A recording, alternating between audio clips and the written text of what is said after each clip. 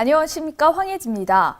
이번 대담에서는 1280만 경기도민의 민생 안정을 위해 의정활동을 펼치고 있는 염동식 경기도의회 부의장님 만나 뵙겠습니다. 네, 부의장님 안녕하세요. 네, 안녕하세요.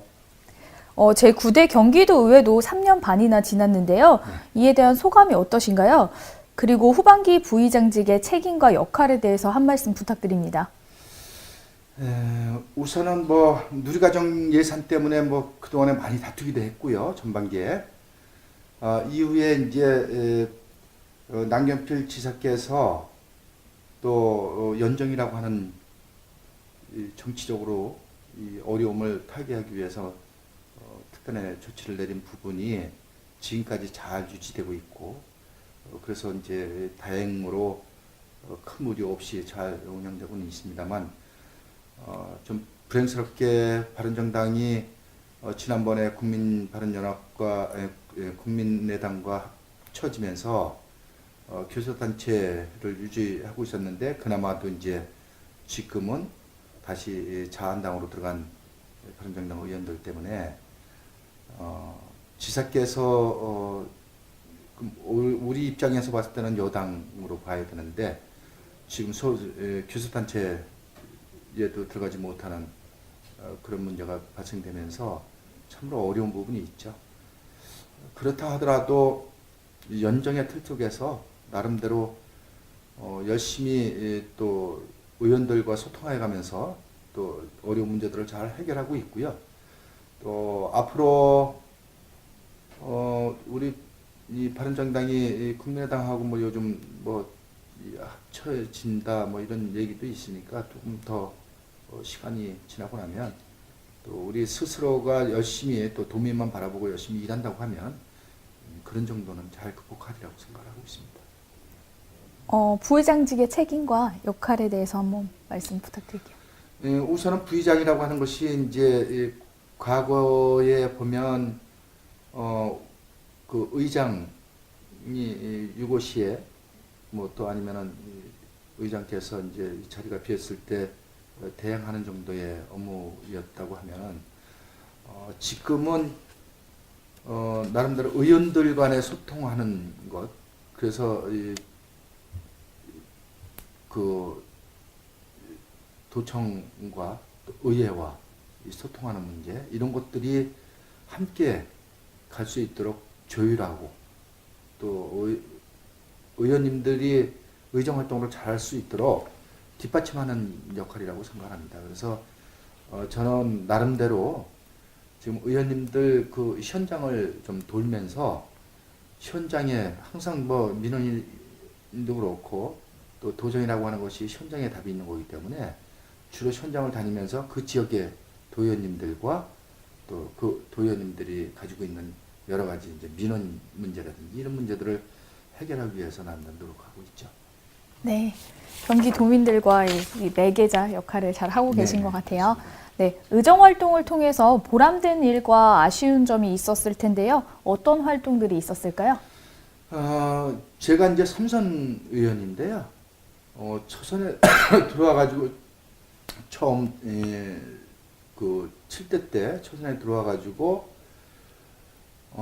농정위에 있으면서 이제 그 당시에 우리가 이 농업 예산이 상당히 좀 열악했던 부분이었고, 그 부분을 제가 이 경기도청 생긴 이래로 아마 두 자릿수 예산, 전년 대비 예산을 끌어낸 것도 이제 나름대로 물론 의원님들과 함께 논의해서 한 거긴 하지만 또 가장 그 보람이 있었던 일이었고요.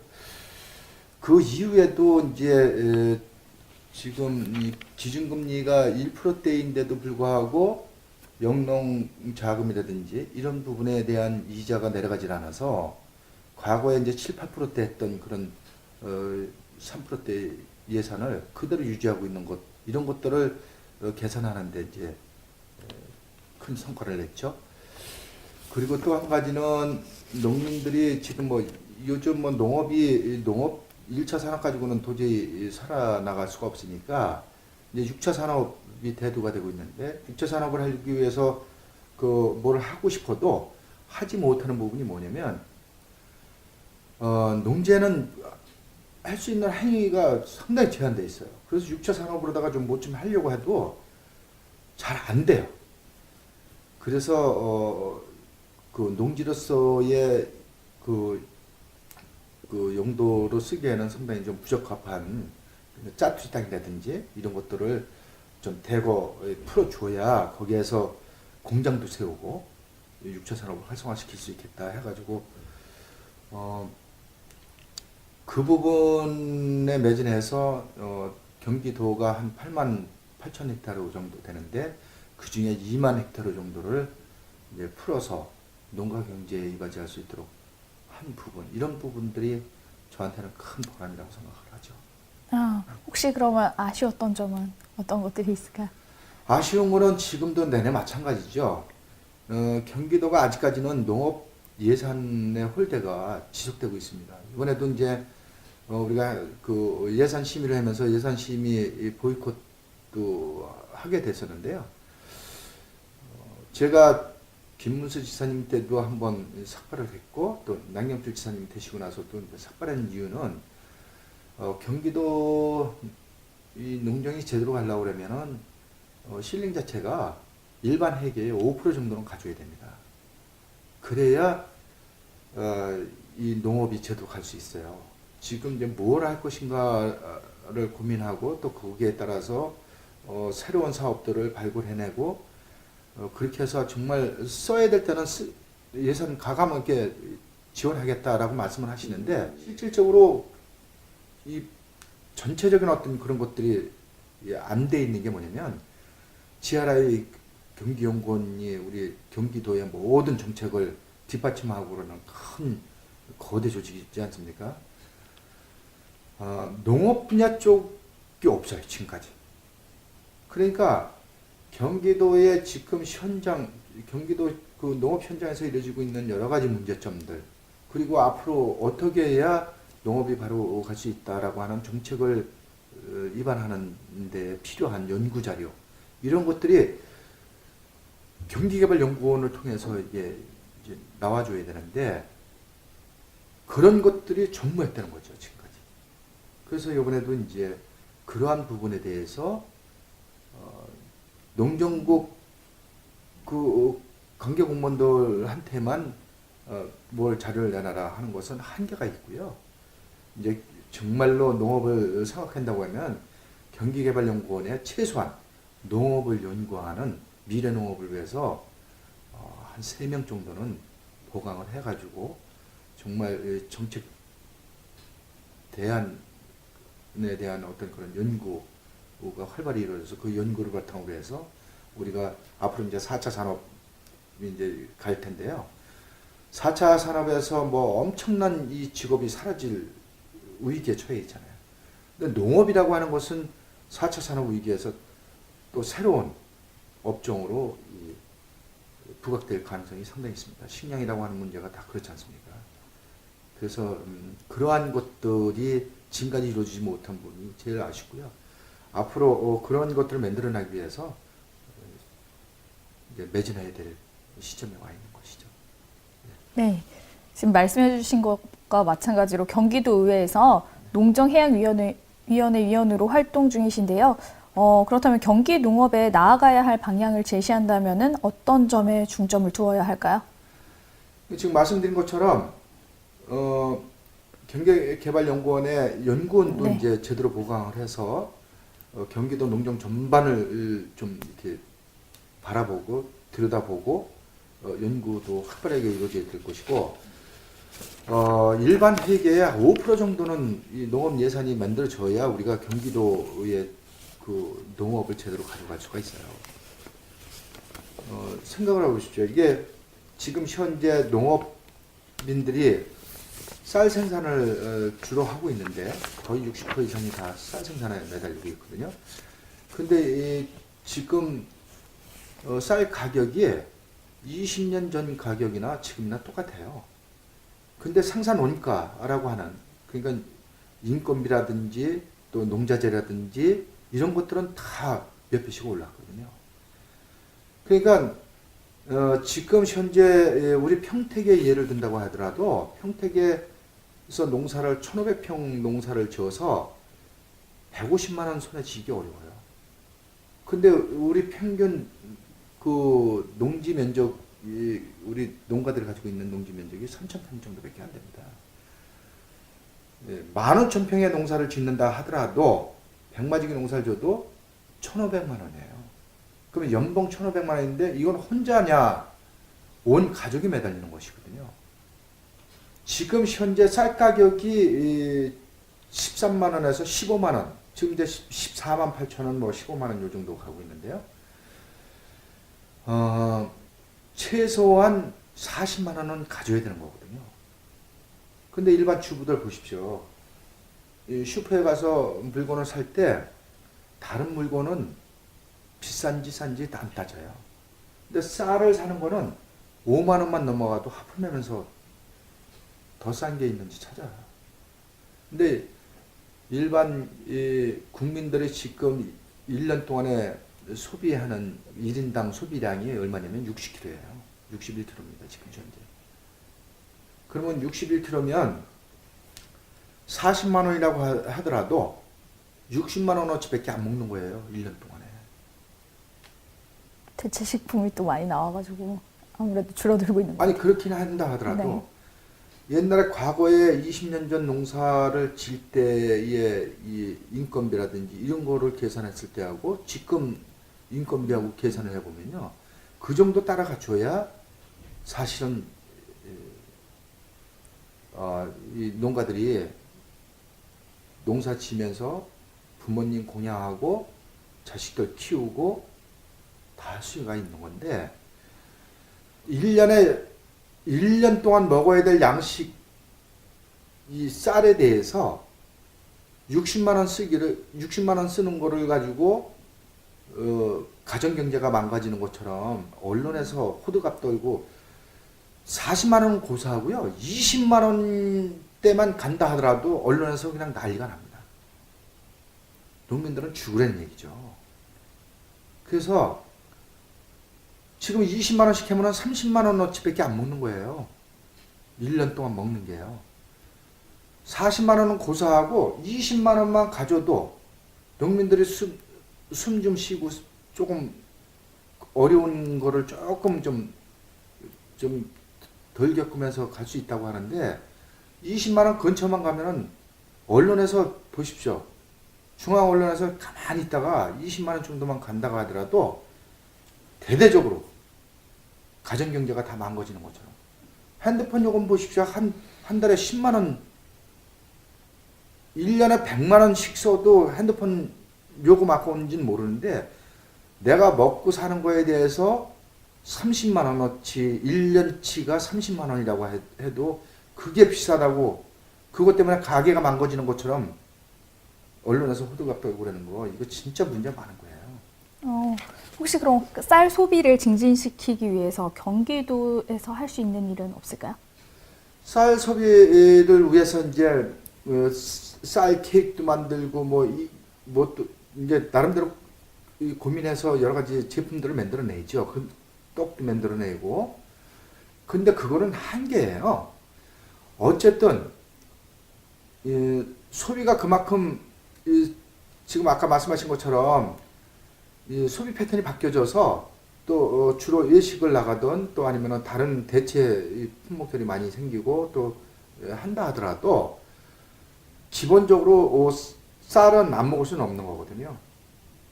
우리가 이 주식이 쌀이기 때문에 그러면은 이 주식이라고 하는 것 때문에 쌀 가격이 올라가면 안 된다. 그러면 대신에 직불제를 도입해서 소득 보전을 해줘야 되는 거예요. 예를 들어서 15,000평 농사를 치면 15,000평 농사 지어서 생산되는 쌀 그 외에 아까 15,000평 농사 지면 한 1,500만 원 소득이 된다고 그랬지 않습니까? 그 소득을 3,000만 원이 됐든 4,000만 원이 됐든 끌어올려줘야 돼요. 그거를 대신하는 거는 결과적으로 직불제를 통해서 선진국들은 다 그렇게 하고 있지 않습니까? 일본만 하더라도 또 미국만 하더라도 거의 직불제가 50%예요. 우리 지금 10%도 안 됩니다. 유럽의 스위스 같은 데는 90%가 직불됩니다. 농사만 지면 농업이 쌀 생산뿐만이 아니라 농업이 가지고 있는 다원적 기능이라고 하는 것이 있어요.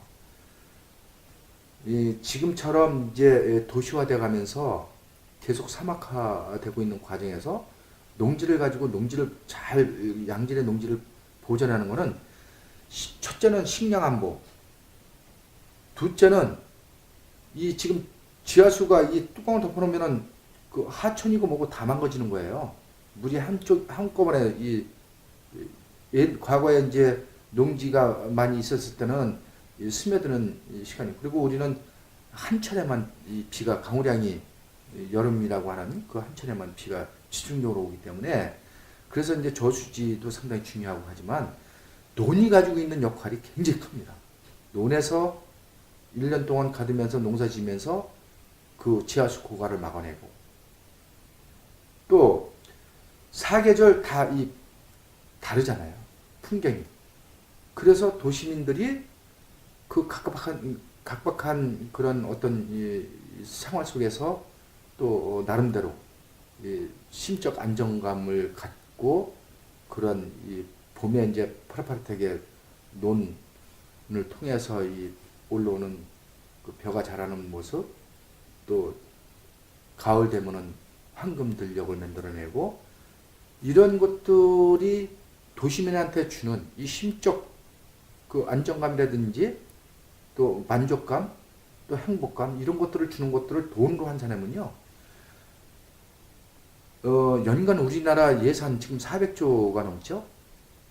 학자들 간에 좀 틀리긴 합니다만 거의 그런 예산하고 맞먹는다고 하는 거예요. 그러면 도시민들이 그만큼 누리고 하는 것, 농민들을 통해서 얻어지는 게 많은데, 농민들은 계속 쌀값 그 하락으로 인해서 정말 최고로 빈민한 그 삶을 살아갈 수밖에 없는, 그분들을 좀 더 배려하고 도시민들이 우리가 농민들한테 그러한 다원적 기능을 통해서 자기네 본인들이 받는 부분을 일정 부분 돌려준다라고 생각을 하면 그렇게 어려울 게 없는 거죠. 어느 정도는 그 도민들의 인식도 개선도 필요하다는 말씀이시네요. 그럼요. 네, 알겠습니다. 지역구가 지금 평택시인데요. 네. 평택시에 중요한 현안 사항이 있다면 어떤 것들이 있을까요? 많죠. 평택항 주변으로 평택호 관광단지도 개발해야 될 것이고, 지금 이제 이 황해경제자유구역이 있지 않습니까? 거기에 이제 현덕지구, 포승지구, 거기에 이제 지금 평택에서 이제 SRT가 개통되면서 이제 지제역 주변에 지제 세교 지구가 아직까지 아주 완전히 허업을 파네요. 그래서 이제 그쪽 개발, 또 지금 이제 삼성전자가 뭐 2단계 지금 개발 이제 들어갔고 1단계 끝내고 2단계 들어가고, 또 LG가 이제 지금 그 확장해서 이제 계속 늘어나고 있지 않습니까? 거기에다가 이제 브레인시티 뭐 또 그것뿐만이 아니라 이제 화양지구라든지 제지역구만 하더라도 벌써 뭐 엄청난 개발이 지금 이루어지고 있는 것이죠. 특히 이 평택항을 통해서 우리가 경기도의 세수 확보도 그렇고, 또 앞으로 미래에 이제 대한민국을 견인할 수 있는, 그래서 이제 중국하고 연결되는 열차 페리라든지 또 이런 것들이 그 철도가 나중에 이제 지금 철도 공사가 한참 진행 중에 있는데, 그게 완성되고 나면은 발도 이제 바로 철도, 그래서 그 열차 페리를 통해서 유라시아까지 새로운 실크로드가 만들어지는 것이죠. 그래서 그러한 것들이 정말로 평택을 통해서 이 국가를 견인하는 어떤 그런 역할들이 이제 이루어져야 될 텐데, 뭐 아시다시피 뭐 앞서 말씀드린 것처럼 삼성전자가 이제 그 또 대기업으로서의 또 LG하고, 그래서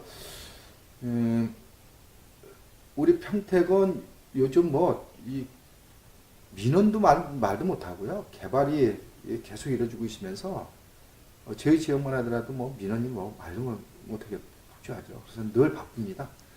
일이라는 게 이제 뭐 저희들이 할 수 있는 것이 있고 또 저희들 손에 미치지 못하는 부분이 있는데 나름대로 이제 우리 지역에는 이제 유이동 국회의원이 계시고 또 원유철 국회의원 계시고 그런데 각자 맡은 역할을 통해서 뭐 국회는 국회대로 또 도는 도대로 또 시는 시대로 나름대로 역할 많이 해야 될 시점이죠. 네. 특히 도의원은 더 많은 역할을 해야 될 때입니다. 네. 조금 조심스러운 질문이기도 한데요. 혹시 내년에 동시 지방선거 계획이 있으신지요? 우선은 이제 저는 그렇습니다. 제가 그 정치에 입문할 때도 그렇고 지금까지 쭉 해오면서도 마찬가지지만 때가 되면 더 훌륭한 후배들을 통해서 지금 이제 평택에 앞서 말씀드린 것처럼 많은 개발이 있고 또 더 왕성하게 이 의정 활동을 해야 될 친구들 오히려 저는 이제 이미 벌써 한갑이 넘어서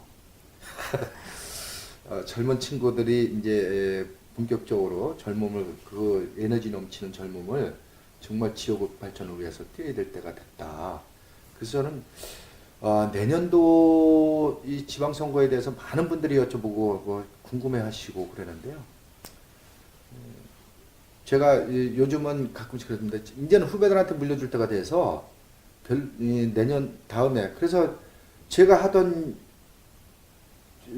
일을 젊은이의 그 에너지와 또 제가 가지고 있는 노하우를 접목시켜서 그 젊은이가 앞에서 가서 일 더 열심히 할 수 있도록 이 업을 시켜주면 제가 혼자 뛰는 것보다 훨씬 더 큰 효과를 낼 수가 있다. 그래서 지금 현재는 지역구는 후배들한테 물려줘야 될 때라고 저는 생각하고 있고 또 그렇게 되기를 바라서 지금 많은 후배들을 좀 그 뒤에서 좀 바라보고 있는 중입니다. 네. 그러면 마지막으로 경기도민들에게 한 말씀 부탁드리겠습니다. 네.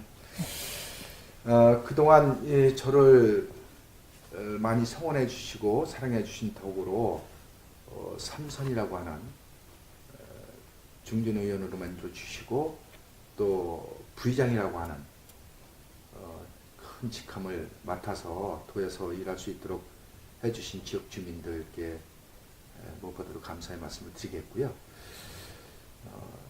이제는 좀 더 저보다도 더 열심히 일할 젊은 친구들, 일꾼들을 찾아내서 그 일꾼을 통해서 저와 함께 우리 지역 발전은 물론이거니와 경기도의 앞날을 좀 더 풍요롭고 또 도민들이 행복하게 살 수 있는 그러한 길을 만들어 나가는 것이 제 할 역할이라고 생각을 하고요.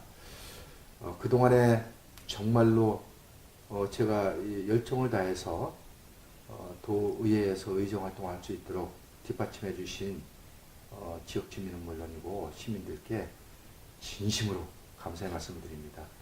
그러면 올 한 해 마무리 잘 하시고 내년도에는 더욱더 희망찬 새해를 맞이하시기를 기원드립니다. 감사합니다. 네, 부의장님 오늘 귀한 시간 내주셔서 감사합니다. 네, 고맙습니다. 지금까지 경기도의회 염동식 부의장님과 대담 나눠보았습니다. 농정해양위원으로서 100번 강조해도 과하지 않은 우리의 먹거리의 안전과 안정을 위해 신경 써주시길 바라며 경기도민의 대표자로서도 도민의 복리 증진과 지역 균형 발전에 노력해 주셨으면 합니다. 지금까지 시청해 주신 여러분 고맙습니다.